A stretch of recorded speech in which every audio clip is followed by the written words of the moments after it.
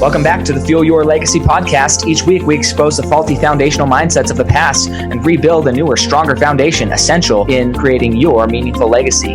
We've got a lot of work to do, so let's get started.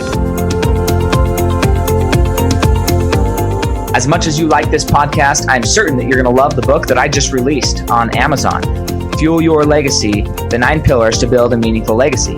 I wrote this to share with you the experiences that I had while I was identifying my identity, how I began to create my meaningful legacy, and how you can create yours. You're going to find this book on Kindle, Amazon, and as always on my website, samknickerbocker.com. You think there's too many adorable pets in need of homes? Well, we agree.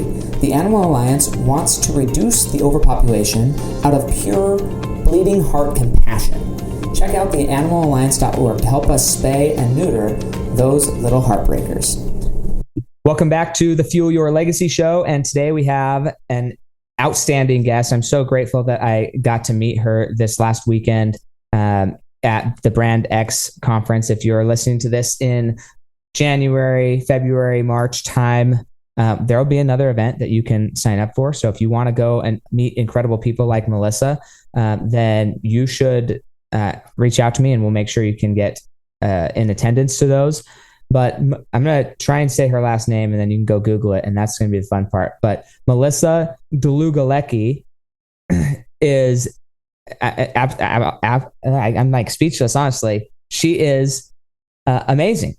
When I first heard her speak, I had no idea who she was other than a few Zoom calls before and didn't really know what she did. And then when she got on stage and she was speaking, I was like, wow, this is somebody who has a depth to her that I didn't know before. And I want to explore that. I want to find out what made Melissa who she is. And then we got to talk a little bit after, and it was just reconfirmed. Absolutely. I want her to share with all of you guys some of these incredible things that she's learned in her life.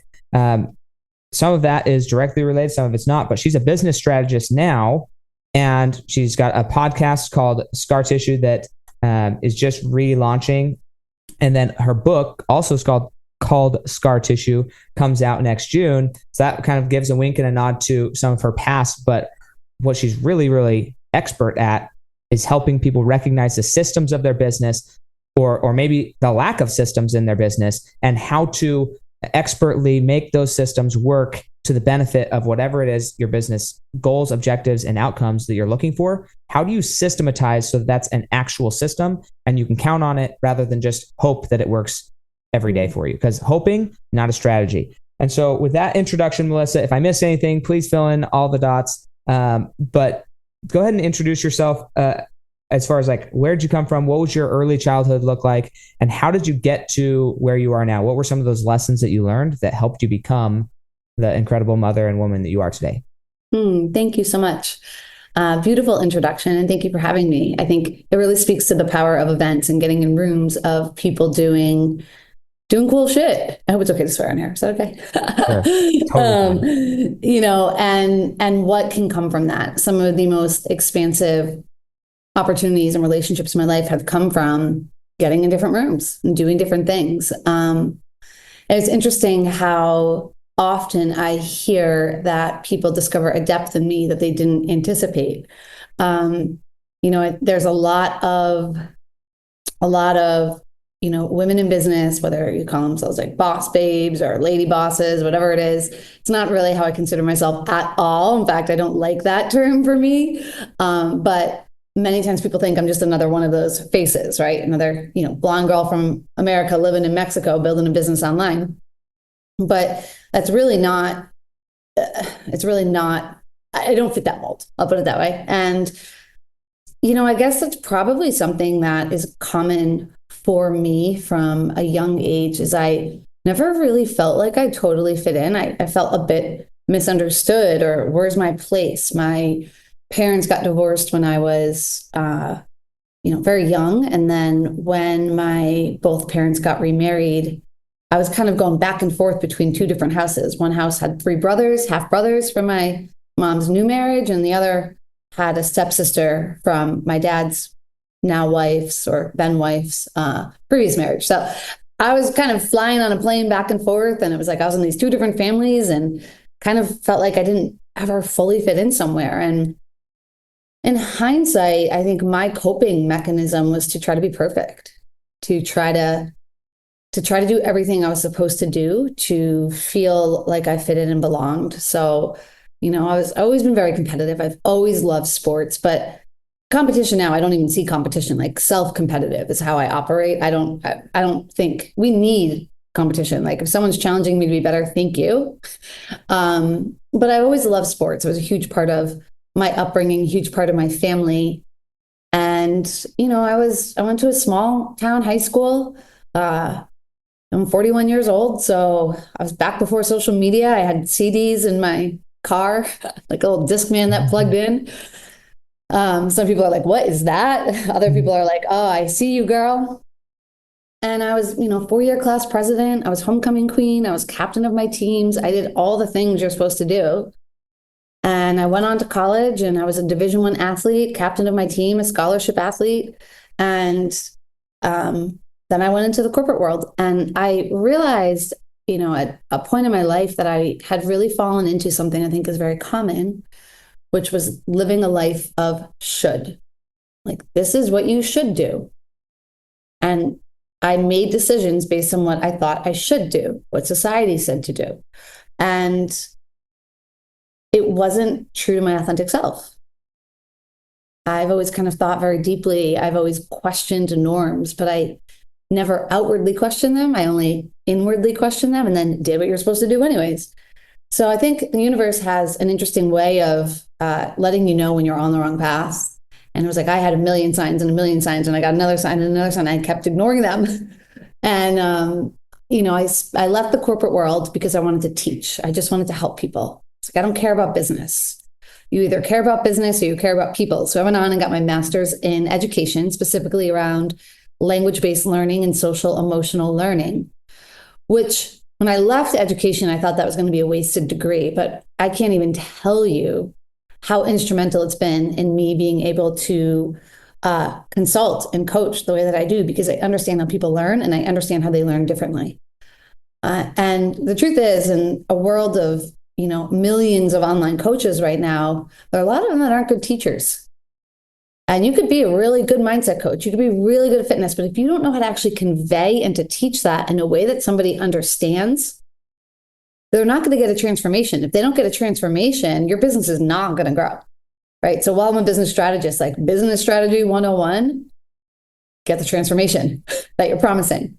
So for me, being a teacher was really instrumental, and athletics was huge. So I was a high school educator, and I was also a high school coach. And then I moved into the role of a high school athletic director at a really large district. 300 people applied for the job.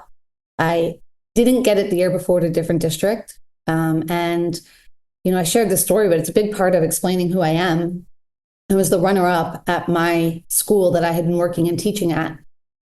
And they didn't have an athletic director role in place, and I filled a big part of it while they kind of band-aided it together. And then they opened up the role again. I applied, thought I was a shoo-in. I knew the department. I would work my butt off.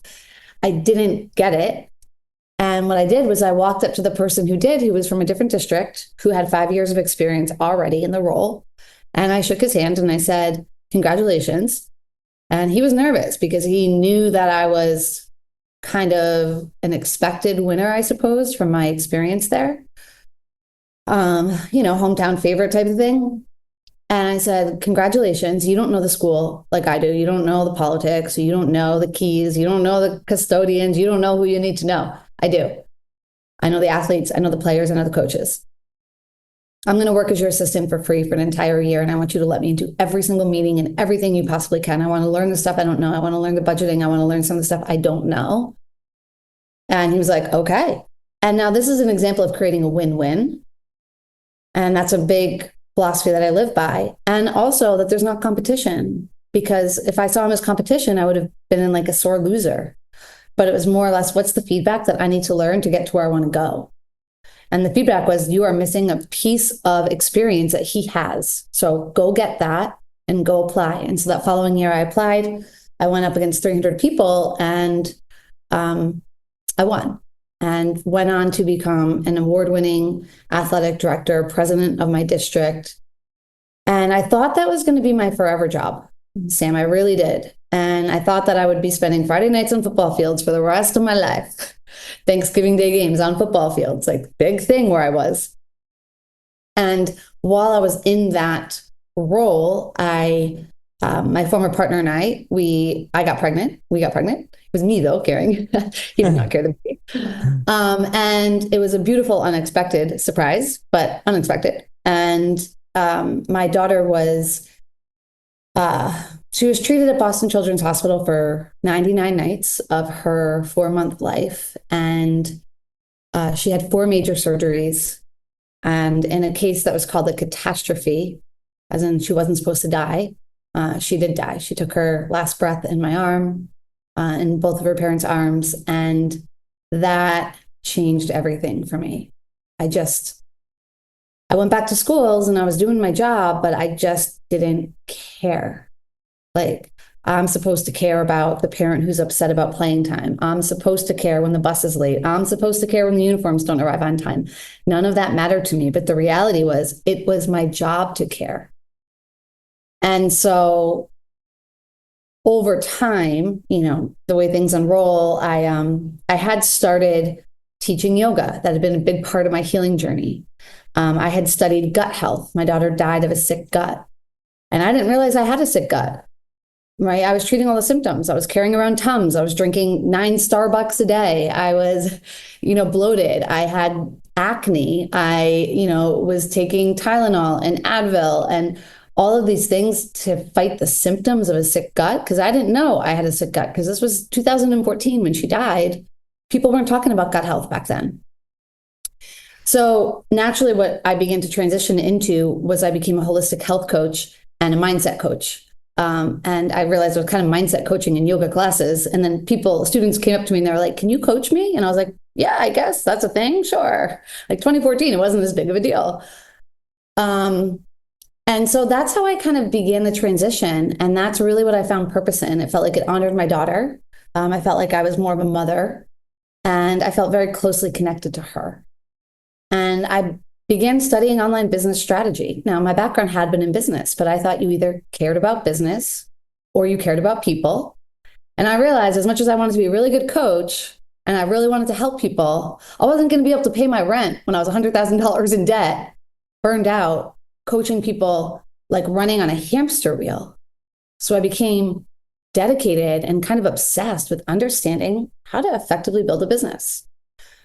And that business grew to 7 figures organically online. Organically means no paid ads, no bot followers. I only had 4,000 followers. It wasn't like I was this influencer who monetized. And people began asking me how I did it. And so, see a problem, solve a problem. That's entrepreneurship, like 101 as well.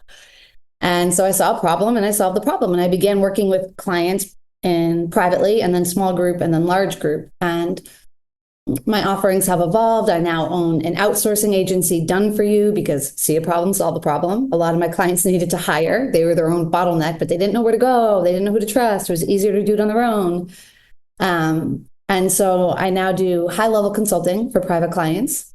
I have a group program for newer entrepreneurs. It's my original group program. And I have a Done For You outsourcing agency where we just do the things for you. Instead of me coaching you to go do it, I just tell my team to go do it for you. And so it's really cool. So it's been quite an unexpected journey, a lot of lessons. And I would say that, athletics has been a huge part, teaching, being a mom, carrying my daughter's light, and really forming the version of Melissa that sits here on Zoom with you today. Can't handle the sad sight of homeless pets? The Animal Alliance is working to spay and neuter them so fewer are born into a life of pity. Visit theanimalalliance.org to join our mission of compassionate rejection. Awesome. Thank you so much. We're going to try and keep this to the remainder of the time we have. Yeah. And hopefully if we run out of time, you're willing to have another conversation about this, because I have a lot of questions that I think hopefully will draw out the transformation that happens and some of the sticking points that a lot of people, I know for me, this is a regular occurrence for myself. I spent, when I was probably, by by 12 years old, I already decided that I wanted to get married to a woman. And I know this is like, where's this going? Okay. But I already had decided certain things about my life. I wanted to be in the religion that I'm in. I wanted to live a certain life that I want. I wasn't doing it. I wasn't prepared to do that, but I knew what I wanted at that age.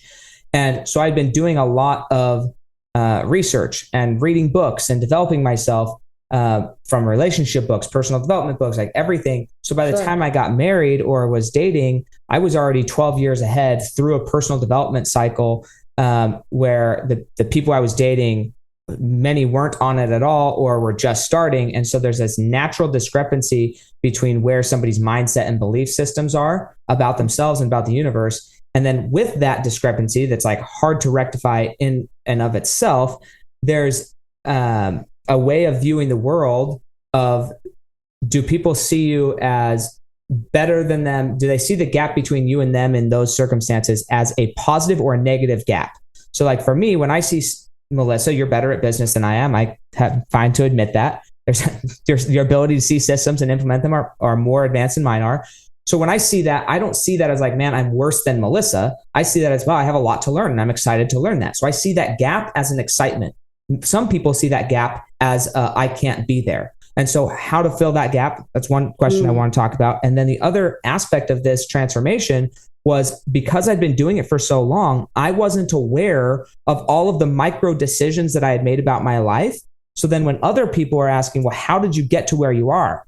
I was unconscious of my transformation. I got to where I was and I was happy where I was, but I was unconscious. So then I wasn't able to turn around and actually help the next person up effectively.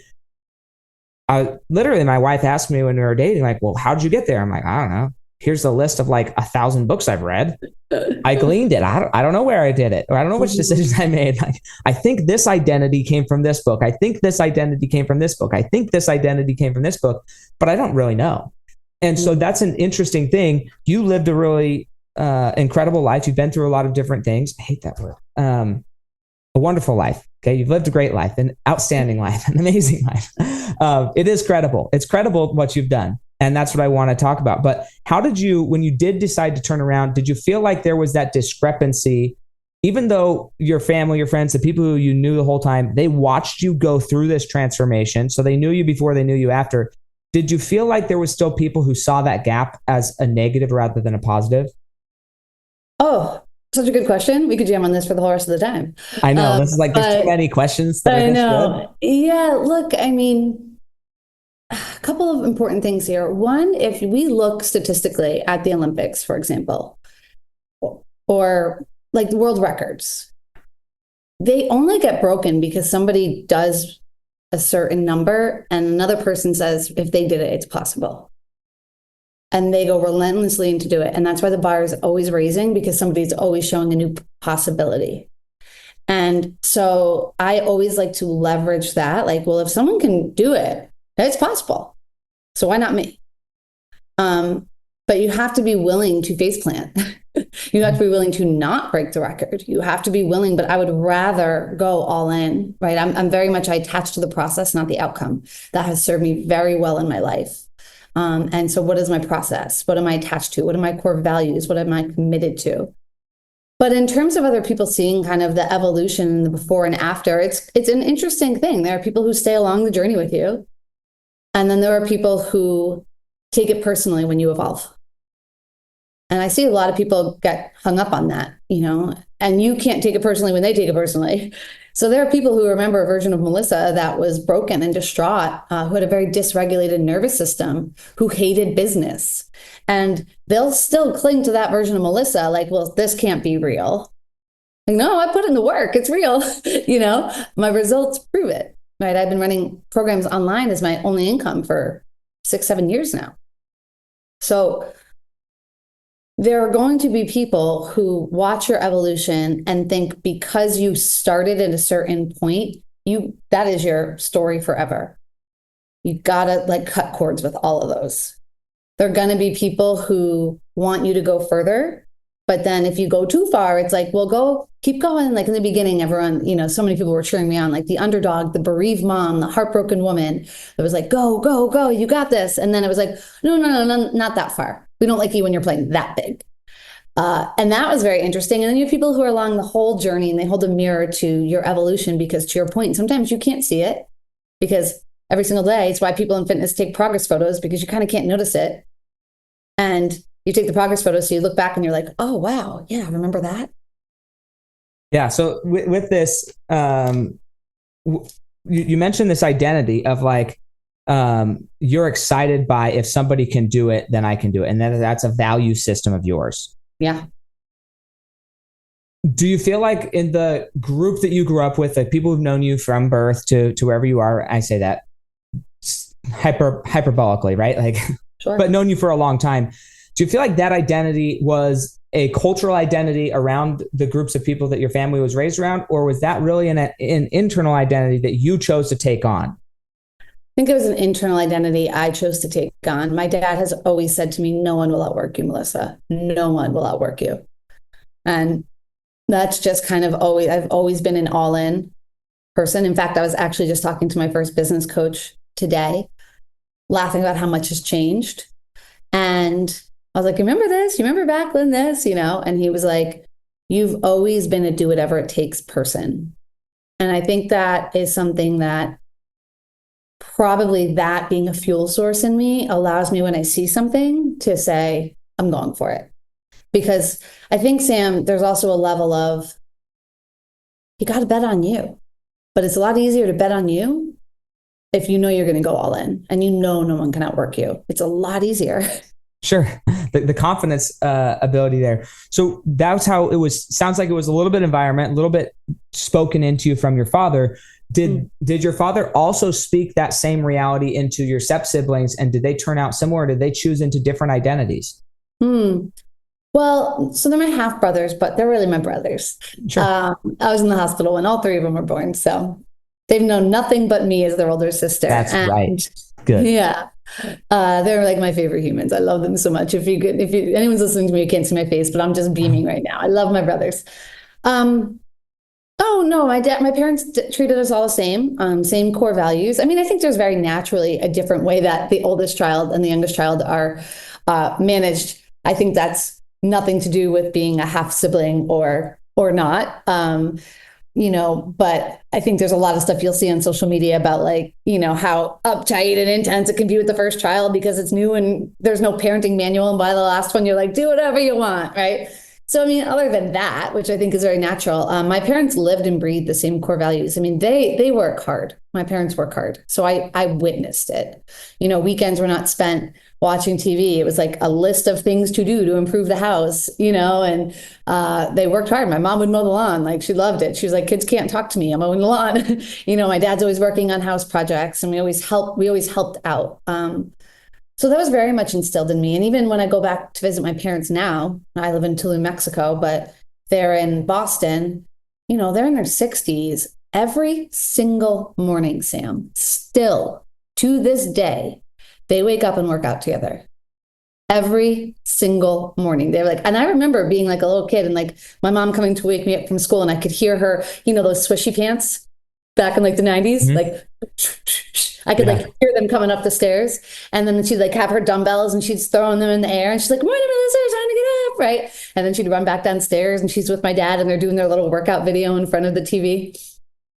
And they still do that. So, I mean, I gotta say that environmentally, I have been shown consistency and commitment and work ethic for as long as I can remember. Okay. So that explains in the family unit. Now, outside of the family unit, the people who are watching you change, how aware were they of this internal commitment to I'm going to outwork everybody, or if it's to be, it's up to me, like this mentality of like, I can accomplish it?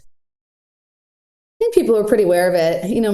I had a high school mentor who we joked, he was like my third dad. He was like my middle school teacher and high school teacher and confirmation sponsor and all the things. But he would joke that, he would say, oh, what do you think about running for class office, class officer or something? And I'm like, yeah, let's do president all 4 years, right?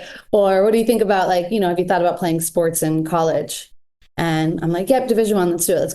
Let's get a scholarship. But I outworked the people. I wasn't like the best, the most talented, but I've always had that mirrored back to me. in college, my roommates would always laugh that I just did things differently. Like I didn't follow the rules and I would do weird things differently. Like senior year of college, I trained for a marathon and I ran a marathon to fundraise for a home that served adults and children with special needs. And everyone's like, you can't do that. Your spring semester of your senior year, life's over after college. You got to get a real job. But I was just like, no, I'm going to do it now, and Saturday mornings, I wasn't getting up hungover. I was running 15, 20 miles. And, even in college, you weren't supposed to study abroad. And I somehow negotiated through my scholarship, through Division I sports, to be able to go study abroad in Italy. So I've just always kind of looked at things and said like, oh, we can find a way to do that. That's awesome.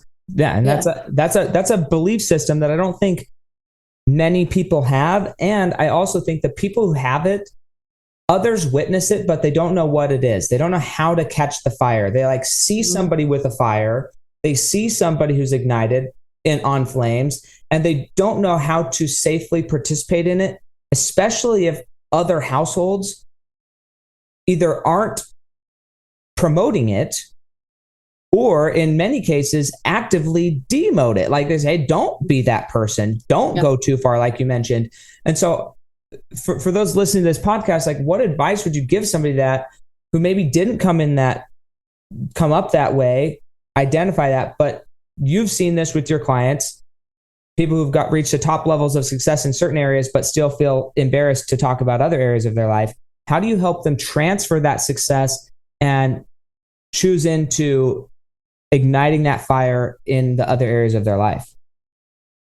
Sure. Well, number one, don't take it personally.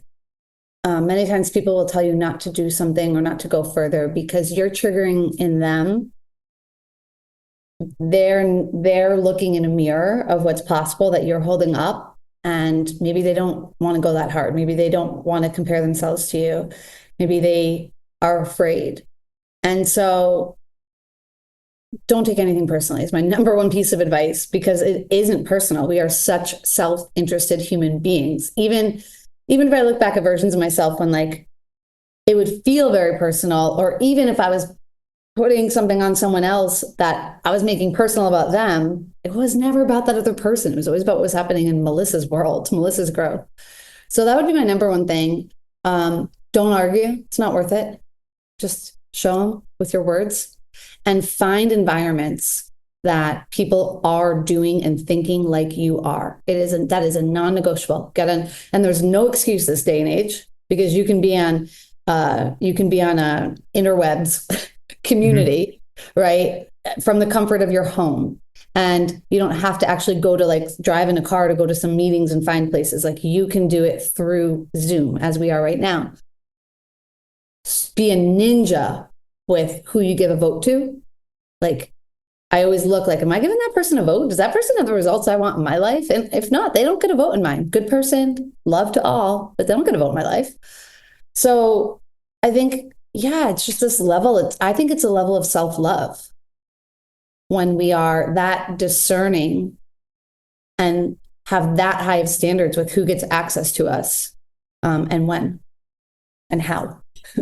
I know there's so many here, and it's fascinating in some personal family things going on right now. Trying to help somebody through this transformation of choosing to not let somebody else, as you say, have a vote in their life, and also take full accountability for the other thing that you said of like, you have to be willing to put in the work, right? Am I putting in the work to do what I want, or am I not? And that's a side of personal accountability that is also important there. And that kind of goes to this next.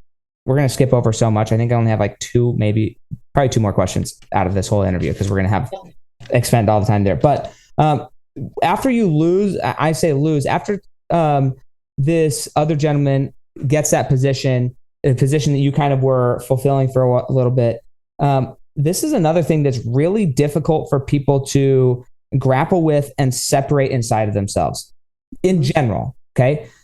You have it where it's like, oh, it's just a way to be. But it's like, okay, is it the way? I agree it's the way to be. When you say it, it sounds great. But the practicality of it, a lot of people don't live this way. The difference between confidence and pride and not having competition, not seeing the fact that you just got beat out, that you've been slaving away, performing these duties, everything, seeing that gap as, okay, there's something I have to learn, rather than being offended, annoyed, rejected. And I'm curious, when that happened, was there any level of an initial rejection and then an overcoming with like, okay, I know that's not right, I'm going to choose to be a better person? Or at that stage in your life, had you already gotten past even the initial part of the rejection to where it was like the natural response at that point was to not see the competition, was to not be prideful and to go in for confidence? Or was there a stinging rebuke of like, dang it, I really wish I wanted that. Now I'm going to adjust because I know that I can get whatever I want. Like, was the rejection felt, or at that point in your life, had you already experienced enough rejection that you just didn't even think that way anymore? Oh no, it was felt. Okay. And so what did that feel like? So we have a learned skill is the power of the pause. So many people end up doing damage control because they don't take a second to pause. And until I get to neutral, I will not have a conversation, or I will not make a decision. Now, right now, it's very hard to take me out of neutral. Like, honestly, I've done so much work. It's very hard to trigger me at this point. Back then, I was more easily triggered. And I took it personally. And I went on this, little crusade of victim and poor me. And how could this happen? But something that I realized, athletics definitely supported me, because it's like watching film. You look back at your losses and you can learn the most from them, right? You don't necessarily want to watch the film where you destroyed a team. You want to watch the film where you struggled. And so really, I think it was like almost like looking back and watching film to be like, okay, well, what's my goal? And this is something that kind of relates to my core value. You said, I think, some level of accountability. I call it radical responsibility. And when you're in radical responsibility, it's, do you want to change the action or do you want to change the goal? But if the action is not getting you to the goal, you either need to change the goal or the action. There's no right or wrong. Right? So I have people who want to create something in results, and I'm like, this is what you have to do to get it. And they're like, I don't want to do that. Okay, well, then do you want to change the goal? One or the other, or you're in a state of suffering. And so I looked at this, and was my goal still to have that job? Yeah, my goal was to have that job. So then what actions can you take to get to that goal? And so the power of the pause, and then the zooming out of, where do I want to go and what's going to get me there? Because being a victim isn't going to get me there. Feeling sorry for myself isn't going to get me there. Gossiping about how this person shouldn't have gotten it and I was screwed is not going to get me there. What is? And that's what I chose. Yeah, this is a personal experience for myself. But it's fascinating, this idea of zooming out and not going out, not acting until you're in neutral. Again, I feel that for myself, very similar to you, or what it sounds like you're saying, it's hard to get me out of neutral. And it's like that in and of itself is like a topic of between my wife and I, like of separation, because she's highly reactive still sometimes to certain situations, rather than being in neutral. And it's like, well, I'm in neutral. I'm going to argue against you. You're like, well, you're my husband, you should be on my side. Well, I am on your side. I'm like trying to show you the other perspective. I'm trying to neutralize the situation, and neutralizing doesn't mean doubling down on your emotions. It actually means positive and equal force on the other side of this to bring to humility and confidence, but humility at the same time. So there was a time in our relationship, my wife and I's, where I was feeling like I was putting in a lot of sacrifice and effort and energy to help her mental state or be happy. And then I made what I believed was like this really big gesture of, hey, you're going to have some alone time. Came back and it was just like not even recognized, let alone appreciated. It was just like not even aware that it happened, or that's how I felt. I was like, this is nuts. Like, what? This cannot be this way. And so then I called my friends and I was like, hey friends, like, is this normal? Like, this is the first time I've experienced this. Is this like a normal thing? And they're like, oh yeah, it's always that way. You bend over backwards and then you hope they're happy at the end of it. And I was like, nah, I'm not in for that type of relationship. Yeah. I didn't sign up for that. Yeah. Like, sorry, that's not going to support my identity. And so, but once I realized what was going on, I knew inside myself that if I'm ever feeling unloved or unappreciated, it's not anybody else's deal. It's my deal if I feel unloved. And one of the ways that I feel more love is if I choose to love and give back to others. And so it was around Christmas time. And for the rest of the 2 days after I got home, I was like, okay, well, this is what I'm going to do. I made Christmas cards. I went and bought a bunch of gifts for my whole neighborhood. And I walked around with a wagon and knocked on every door in my neighborhood and said Merry Christmas and gave them a thing, because I knew that's what I needed to fill my soul, was to give and to love, regardless. And it had nothing to do with my wife, but it actually helped me transform. So I think that that's a huge element there. And then watching your replays of what's the goal and how do you assess that goal. When you went through this process, how much of this conversation did you ever let him be a part of your feelings in between feeling rejected? And I say him, the guy who got the job, right? Because when you tell the story the first time, it's like, oh yeah, I just walked up and this is what I said and we were good. And that's how. Well, it was the first time I met him. That was his first impression of me. Okay. So you'd already worked through everything by the time you meet him. Correct. Ever feel like your heart just can't take seeing so many homeless pets? The Animal Alliance understands your pain. We're on a mission to spay and neuter to reduce overpopulation and prevent the heartache. Visit theanimalalliance.org to support our efforts. Okay. Hindsight, did you ever go back and share, hey, this is how I felt, and that conversation ever happened? I know it wasn't his problem and it didn't have anything to do with him. I mean, I don't think it was ever a big thing. I'm sure just very organically it would come up, as we formed a relationship and got to know each other, because we ended up working very closely together, right? I actually became his go-to person. So I'm sure it came up in natural conversation, but there was no clearing because it had nothing to do with him. He didn't need to know, right? And so I think all that really mattered was how I showed up and how our relationship was. And it was great. It was really great. I learned a lot from him, and I know I helped him a ton. So it was, it all worked out. But I think sometimes we can there's probably versions of me that would have needed to, because I needed to be heard. Right? Sometimes I think meetings, I have some clients who just want to have meeting after meeting after meeting after meeting. And I love Tim Ferriss's 4-Hour Work Week, where he's meetings are self-indulgent, And I think if I had, it would have been really just to indulge myself in my experience and look what I overcame. And so I probably didn't for that reason. And there was really no need. Anyways, long story long, there was really no need to, it's just, I think actions speak more anyways. Can I just show up? And I think there was also a part where we can imagine the human experience and what somebody might have felt. And I always felt from him, he told me how much he respected me for the way that I showed up after what happened. So to me, that was almost the acknowledgement of him saying I know this couldn't have been easy for you. Okay, cool. I like it. So now I want to go, we have to jump because we don't have so much time. Jump. So you have this unexpected pregnancy. Yep. Then you have 9 months to deal. I'm going to use the word deal with the fact you had an unexpected pregnancy, which many people choose different outcomes than having a baby after they have an unexpected pregnancy.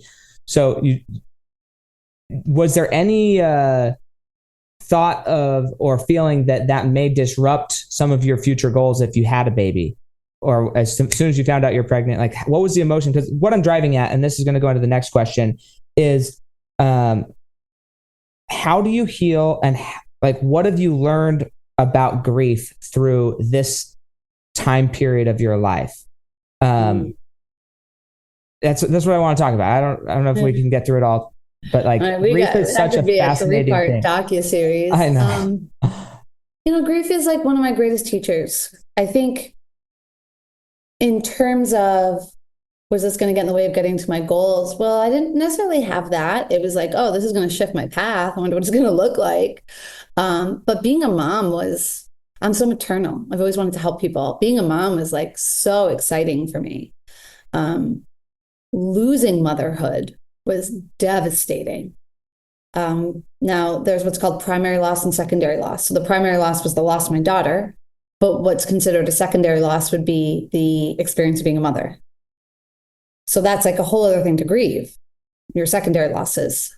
I think grief is one of the most humbling teachers, grief and business both really, but grief is so humbling. And for me, it was this level of radical responsibility in a whole other way, because I looked around like, who's going to heal me? Who's going to fix me? Right. And I had to realize that I was fully responsible for my own healing. In fact, I had to pay for my grief counselor. I remember being like bitter about that. And it's like, well, what's the alternative, Melissa? You know? And I can't even explain how many lessons I've learned from grief. It is my greatest teacher. But there was a moment when I was walking around, you and I briefly talked about this, but where I was, my daughter's case was termed a catastrophe, and so it was like this, how could this happen to me? How could this happen to me? How is this taken from me? How could you do this, God? And I had this moment of like, it was like divine intervention of, Melissa, you're walking around like you were entitled to a healthy child. You're worthy of one. You can want one. You can grieve not having one, but you weren't entitled to anything. And I just remember that moment so clearly 10 years later, where it was like, damn, how much of my life have I been living as though I'm entitled to something going the way that it should, right? Going back to that word should that I grew up in for me. Mm-hmm. And actually not owning my worthiness, wanting validation from other people, wanting to be homecoming queen, wanting to be the 4-year class president, because my worthiness wasn't within me. My worthiness was within what other people saw. And so there was this massive shift that just completely, like a tectonic plate, like completely cracking, began this transition for me of understanding what it means to be in radical responsibility, to know my worthiness and not give my power away to anyone, also not need anyone else to heal me. I think worthiness and responsibility go hand in hand. And then to realize I'm not entitled to anything. So if I want that business, I got to go earn it. I got to go do it. And that changed my life. And of course, I'd say secondary to that, a lot around being present. A lot around letting go of the word should, because she shouldn't have died. So it forced me to look at my life and what am I doing from a place of should. I think also a willingness to risk in a way I never had before, because I'd already gotten through like the worst thing I could ever imagine. So, all right, business doesn't work, whatever. My daughter died. I'm going to survive, And so I think willingness to risk, not taking things so seriously, being present, and really entitlement and worthiness. I think that's beautiful. When you're coaching with others, because now you're helping people build businesses, and sure. Yep. Many of the people that you're helping, they've been successful in other areas. Mm-hmm. And how many of those individuals that were successful in other areas and are now becoming your clients now in an attempt to like maybe build a personal brand or build something new for themselves, how many of them do you feel like achieve their levels of success off of shoulds and then realize that should is ultimately empty if you don't believe that you are worthy of it? Like, yeah, you could have everything, but if you don't believe yourself is worthy of it, then everybody else just says you're worthy of it, says you should do it, and you do stuff for them. How many of your clients battle that transformation in their business?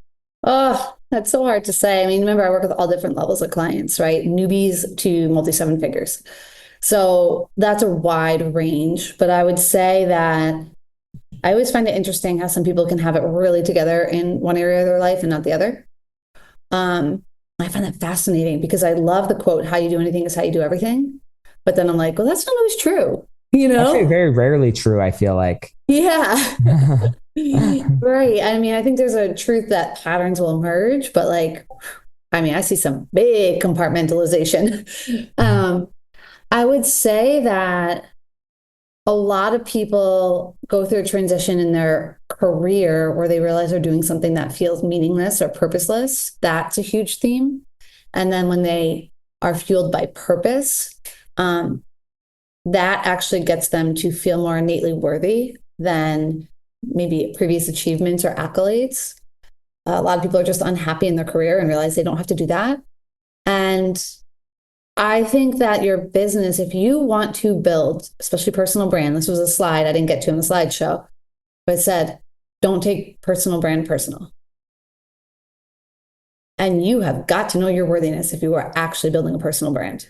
You have got to be unshakable by the critics, unshakable by the questions, unshakable by the trolls in the comments, in the DMs, unshakable.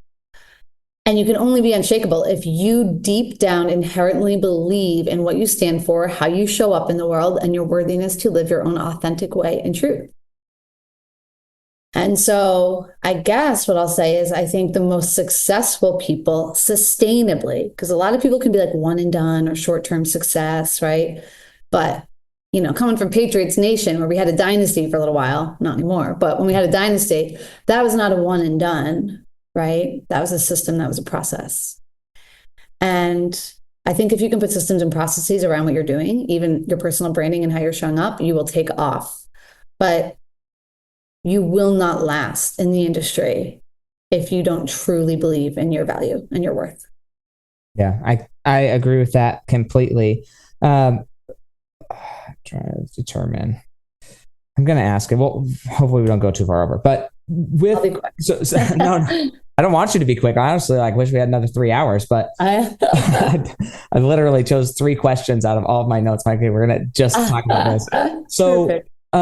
The other aspect, again, we so often we tell stories from our perspective, our experience. And although that's a safe way of doing it and probably the most respectful way of doing it, because we can always speak for our own experience and we don't want to speak for somebody else's experience. Oftentimes in life, some of our experiences are shared experiences. And in the case of losing a child, that is often a shared experience because somebody else helped make that child, right? It wasn't just Melissa's experience of loss. It wasn't just her experience of where that went. And so how did that factor into the whole experience? Managing, are you leaning on the father of this child? What did that look like? And what did that look like now 10 years later, or how many years it has been? That the fallout of that, because that's a whole nother level of grief. You had a relationship and then you lost the connecting tie. It was an unexpected relationship because it was an unexpected pregnancy. So how does that all filter into this? Well, honestly, that could be a whole episode. I'm not kidding. An entire one. It's a big part of my book. We can record again, Melissa. I'm deeply, you have so many experiences that I'm deeply interested in. Yeah. And I want to share because I see so much value in this level of. Most people don't see this type of business owners' lives and successful people's lives. They see what people want them to see, and they don't understand the intricacies of what made these people who they are. Yeah. And that's what I want to share because there's so much there for you. Well, I think the quickest way I can explain it, maybe as a little teaser, is I went stomping into my grief counselor's office to talk about what a terrible partner I had, that he wasn't around to take care of me. Now, he was around. We were in a relationship. We were both there when she died, but he had a daughter from his previous marriage. He was between jobs, job hunting, and navigating kind of stuff in a lot of different places of his life. And so I'll never forget, she had me draw a ladder and had to put the biggest things I was dealing with, the biggest things he was dealing with, top to bottom, most important thing.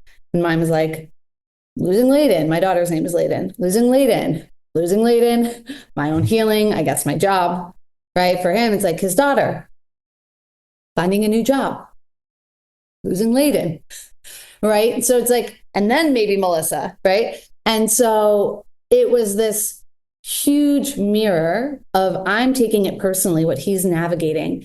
And it really allowed me to understand what it means to be in contribution in relationship. And for me to be in contribution in relationship meant for me to support him and his needs and his healing, and also make sure my needs and my healing were taken care of, but not expect him to abandon his needs and his healing to take care of mine. I think it is a very rare mindset that I don't see frequently. And even people in my own life wanted him to abandon his needs to take care of mine because they're worried about me. And that's what the man's supposed to do.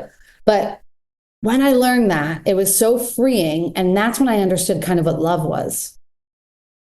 Like, oh, love isn't demanding that he takes care of me because he loves me. Love is actually seeing and witnessing this human being in front of me and honoring his needs. And also loving myself enough to make sure mine were met. And so we were together for quite some time after my daughter passed. We no longer are. But I actually learned so much about love through the challenges of that. And before, I thought love was save me, take care of me, put a picture of buying me flowers on Valentine's Day on Facebook for everyone to see. That's love. I'm loved. It's not love. Right? And like loving someone so much for their truth and their needs and their greatness and seeing the masterpiece of the human being in front of you, even when they're messy and imperfect. And ultimately what happened is when I changed drastically, I completely changed careers and all these things after my daughter died. I'm the one who really changed. And the life that I wanted, used to be watching football on Sundays and going grocery shopping and going to Target and like meal prepping for the week and like that and going to schools. And now it's like, I want to every day be like, what's my soul's purpose and how many lives can I impact and where can I travel and where can I do that? So what was really loving was giving us both the space to be living the life that we wanted to live, but recognizing that we had outgrown those overlapping together. And we could have tried to force it. And in fact, I probably did for a little while because of how it looked, or because that was another grief, another loss. If now I left the place where people would see us together and see what was missing. My daughter was missing. So it was like she was almost more remembered when we were together. So anyways, I know we're up on time, but I learned so much about love through that and what it truly is. And for me, it was very loving to honor myself and the way I want to live my life and honor him and his worthiness of being in a partnership that aligned with what he wanted. And just recognizing like our shared chapters, as sad as it was, they were done. Yeah. I'm just going to leave it there because honestly, I think the last like 5 minutes are the most beautiful part of this whole podcast. I love it. I love hearing your growth, and there's so much more that we didn't get to. We'll have to schedule another one. But in between now and when that other one comes out, where would, if somebody wanted to follow you or wants you to help them with their business, wants to connect with just a beautiful person as you are, where would they connect with you? Thank you for asking. I'm not sure when this episode will be out, but definitely Instagram is a great spot. Melissa Dlugolecki, and my last name is DLU, and typically I just pop right up for people. My website is speakingofmelissa.com because my last name is so hard. That's an easier URL. But I am hosting a free 4-day branding, messaging, marketing challenge September 23rd. So if for some reason you're catching this beforehand, come join. You can sign up through Instagram. And if you hear it after, hit me up for the replays. I'll send it your way. Awesome. And with that, we're going to catch you guys next time on the Fuel Your Legacy show. Go follow her. She's amazing. You will be hearing more from her. So have a great day. Thank you. Do you wish there was fewer pets in shelters tugging at your heartstrings? The Animal Alliance is on it. We're spaying and neutering to ensure fewer pets are born into a life of suffering. Visit the Animal Alliance to help us save our bleeding hearts. Thanks for joining us. If what you heard today resonates with you, please like, comment, and share on social media. Tag me, and if you do give me a shout out, I'll give you a shout out on the next episode. Thanks to all of those who've left a review. It helps spread the message of what it takes to build a legacy that lasts. And we'll catch you next time on Fuel Your Legacy.